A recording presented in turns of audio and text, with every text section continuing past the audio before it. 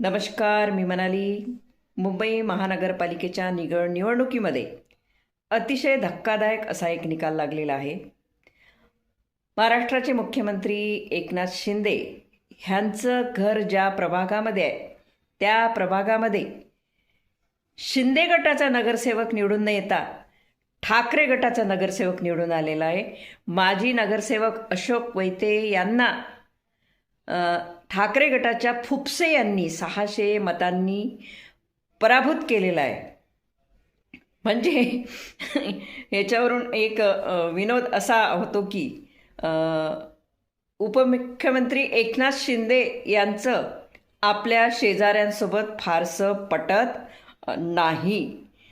म्हणूनच एकनाथ शिंदे उपमुख्यमंत्री असताना सुद्धा त्यांच्या शेजारी त्यांच्या गटाचा नगरसेवक निवडून आलेला नाही. धन्यवाद.